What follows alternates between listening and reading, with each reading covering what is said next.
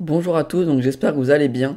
Après avoir vu la théorie des ouvertures contre E4, E5, E4, E6, E4, D5, E4, D6, E4, C6, aujourd'hui on va regarder la théorie de E4, C5, la sicilienne. Donc la sicilienne, il y a pas mal de variantes différentes, donc ça sera découpé en 4 vidéos. On verra aujourd'hui la Najdorf, on verra ensuite la Dragon, on verra ensuite la sicilienne avec E6, et ensuite pour terminer les siciliennes avec cavalier C6 et G6 que j'ai regroupé en une seule vidéo. Du coup voilà. Donc juste avant que je commence la théorie d'ouverture contre la Najdorf, n'hésitez pas à liker la vidéo et vous abonner si ce n'est pas encore fait. Allez, c'est parti.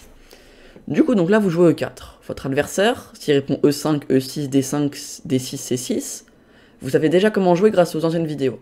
Maintenant, qu'est-ce qui se passe sur C5? Ici tout simplement, je vous conseille de jouer cavalier F3. Cavalier F3 qui est le coup le plus joué. Et c'est maintenant ici où il y a plusieurs variantes différentes. Il y a soit cavalier C6 ou G6, ça on le regardera dans une autre vidéo, on regardera les deux ensemble parce que c'est les mêmes idées. Il y a aussi E6, où on jouera le système Kia, où comme ça vous jouez tout le temps la même chose, contre E6. Contre D6, il y a deux choses différentes, la Dragon ou la Najdorf ou la Schneewingen qu'on regardera vite fait dans cette vidéo. Et du coup aujourd'hui on va regarder la Najdorf, plus tard la Dragon. Du coup votre adversaire vous joue D6. Donc là logiquement, vous prenez le centre avec D4. Votre adversaire va donc prendre, vous allez reprendre du cavalier. Pas de la dame, sinon vous allez vous faire chasser rapidement. Du coup, cavalier C6. Votre adversaire ici va vous jouer cavalier F6 pour directement mettre une pression sur le pion E4. Vous allez donc jouer cavalier C3 et votre adversaire va vous jouer A6 pour rentrer dans la Najdorf. Votre adversaire peut aussi vous jouer G6 et ça c'est la Dragon qu'on verra dans quelques jours. A6. Donc ici vous jouez fou E3. Je vous propose la variante fou E3. C'est une variante assez tranquille, où vous allez jouer F3, Dame D2, Grand Roc, et vous avez souvent les mêmes positions. Du coup, ici, votre adversaire va soit jouer E6, soit E5. E5, c'est la Najdorf. E6, c'est la Schneewingen. La Schneewingen, j'ai pas fait une vidéo à part entière dessus, parce qu'il n'y a pas grand chose à dire, donc là, je vais juste faire une petite aparté dessus. Sur E6, vous avez juste à jouer F3, B5, voilà, juste vous allez tranquillement développer vos pièces, mettre votre roi à l'abri, prendre de l'espace à l'aile roi, et voilà, et après c'est les mêmes idées que la Najdorf. Donc là je m'étale pas dessus parce qu'on va avoir les mêmes positions quasiment avec la Najdorf. Sauf qu'il y a un pion E5 et un cavalier en B3. Du coup ok, donc si votre adversaire vous joue à Najdorf, E5. Ici vous avez juste à reculer votre cavalier en B3. Il y a d'ailleurs une autre variante. Je vais vous en parler quand même, il y a d'ailleurs une autre variante, c'est cavalier G4. Cavalier G4 qui met directement une pression sur le pion, le fou E3. Comme on n'a pas d'abord joué F3. Donc si on fait rien, il va venir prendre notre paire de fous. Du coup bien sûr il faut faire attention. Ici on va donc jouer fou G5. Notre adversaire va essayer de nous chasser, pour nous mettre en G3. Donc il nous joue G5, etc. pour prendre de l'espace, pour pouvoir mettre le fou en G7 tout en prenant de l'espace et en gagnant des temps. Et voilà, et ça va souvent arriver dans ce genre de position, avec un cavalier en E5, et nous, on va contre-attaquer avec un cavalier en F5 là-dessus. Donc si votre adversaire, là vous attaquez le fou, donc c'est soit il va venir bouger son fou, soit il va prendre. S'il bouge son fou, c'est une erreur, parce que vous pouvez jouer cavalier D5. Cavalier D5, et c'est un gros avantage blanc. Parce que vous menacez des prises par là, des prises par là. Bref, il y a un bel avantage. C'est déjà un +1, +1,5. Du coup, voilà. Donc ça, c'est s'il fait fou F6. S'il fait fou prend F5, juste vous reprenez tranquillement. Votre adversaire va développer son cavalier. Et vous allez pouvoir mettre un cavalier en D5. Tranquillement, vous occupez la case. Et même s'il joue E6, prise, prise. Et voilà, vous pouvez jouer cavalier E3. Il faut surtout pas jouer dame H5 en se disant je fais un échec. Parce que votre adversaire va juste vous jouer cavalier F7. Et après, ramasser le pion B2.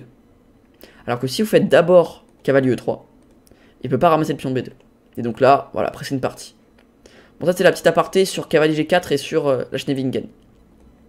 Donc si vous jouez à Najdorf, votre cavalier vous allez le remettre en B3. Il ne veut pas revenir en F3 ou il ne veut pas aller en F5. Il revient en B3. Votre adversaire va vous jouer fou aussi, c'est la Najdorf. Et maintenant, vous allez jouer F3 pour empêcher les idées de cavalier G4. Parce que maintenant qu'il a poussé son pion E5, s'il arrive à faire cavalier G4, vous allez avoir des petits soucis. Mais il peut pas le faire directement, cavalier G4, parce qu'ici, je pense pas que ce soit hyper bon cavalier G4 directement, parce que vous allez pouvoir jouer cavalier D5, je pense. Et en fait, c'est trop tôt pour donner le cavalier, je pense. Ou même, vous pouvez jouer fou D2. En fait, ouais, cavalier G4, vraiment, ça se joue pas du tout, hein, ici. Hein. Cavalier G4, ouais, ça s'est joué 5 fois sur 8000 parties, donc vraiment, ça se joue pas. Ici, c'est vraiment fou E6. Et donc maintenant, vous jouez F3 pour empêcher cavalier G4 qui pourrait devenir un jour possible. Du coup ici, votre adversaire va vous jouer fou E7, c'est la théorie. Et vous allez jouer dame D2. avec l'idée de rapidement faire grand rock. Donc là, il y a plusieurs coups différents, il y en a 3. Soit votre adversaire va rocker immédiatement, soit votre adversaire va vous empêcher de faire les idées avec G4, H4 en faisant H5, ou soit votre adversaire va vous jouer cavalier D7. On va commencer par la variante cavalier D7. Cavalier D7, et bah tranquillement vous allez faire G4. Il va rocker, mince, misclick, roi F8, c'est vrai que c'est pas ouf. Donc petit rock, et vous allez faire grand rock. Votre adversaire va contre-attaquer à l'aile dame, et vous allez contre-attaquer à l'aile roi. Après G5, ici il y a plusieurs possibilités. Soit le cavalier va venir se placer en H5, soit il va jouer B4. Si je joue cavalier H5, vous aurez juste à prendre la case D5. On va arriver là-dedans, voilà, et après c'est une partie. Ici bien sûr, il faut jamais trop prendre. Alors, on peut prendre peut-être ici, non, ouais. Ici il faut pas trop prendre ce pion B4, parce que sinon après il prend notre pion en G5. Du coup on fait roi B1, A5, et on met le fou en B5. A4, cavalier C1. Ce fou en B5 va venir se mettre en C6 et ça va aller tranquillement. Et donc s'il fait plutôt B4 ici, donc si je prends là, il prend là. Et si je prends là, il prendra sur échec. Donc c'est pas hyper bon. Donc si on fait cavalier E2, notre adversaire va aussi reculer. Et on va pouvoir commencer à attaquer. Toujours faire roi B1 quand notre adversaire commence à attaquer, pour éviter ce genre de situation. Le cavalier, on se demande où il va. Il va pas là, il va pas là, il va pas là, il va pas là, il va pas là. Donc il est obligé d'aller en A1 et il est enfermé. Surtout on perd déjà le pion A2.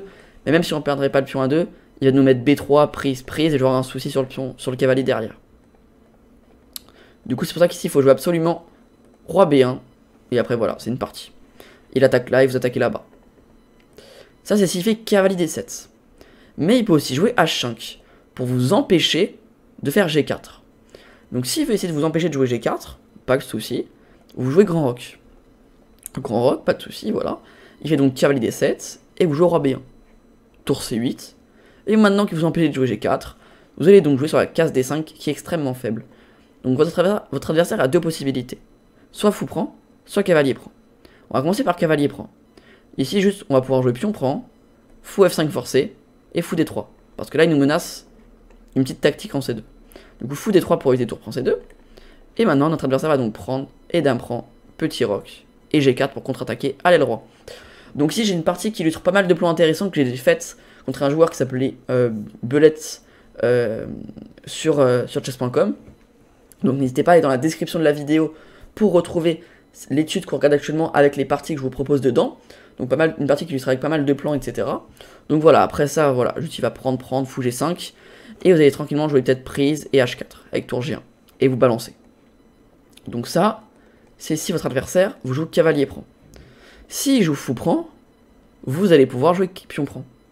Votre adversaire va vous jouer cavalier B6 pour mettre la pression sur le pion D5. Et donc là, vous aurez juste à faire prise et fou D3. Cavalier prend n'est jamais possible parce qu'il y a des plans avec fou là, je crois, fou F5. S'il prend, il se prend fou F5. Il a deux pièces attaquées. Du coup, il prend pas, il fait petit rock, et là, vous pouvez jouer C4. Et là, voilà, on tient tranquillement ce pion et on va pouvoir rapidement contre-attaquer à l'aide de F4 ou G4. Donc ça, c'est s'il faisait H5. Mais votre adversaire peut aussi jouer petit rock.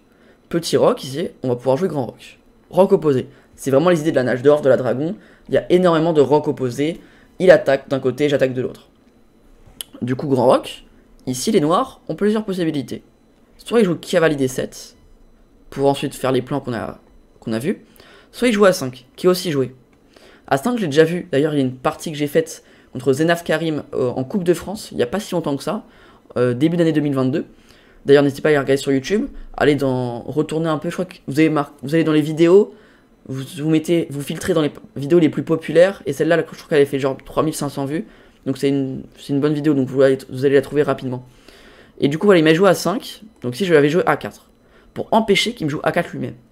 Ici, les noirs vont jouer soit cavalier C6, soit cavalier A6. Cavalier A6, c'est ce qu'il m'a joué. J'ai directement mis le fou en B5, et il a plus bougé, ça gagnait assez facilement. Cavalier C6, c'est le coup le plus joué. Ici, on joue donc G4 et on contre-attaque. Dame C7, G5. Cavalier en H5 pour bloquer l'avancée des pions, mais on joue maintenant cavalier D5. Prise, cavalier B4 et roi B1. En fait, on joue un peu sur tous les fronts.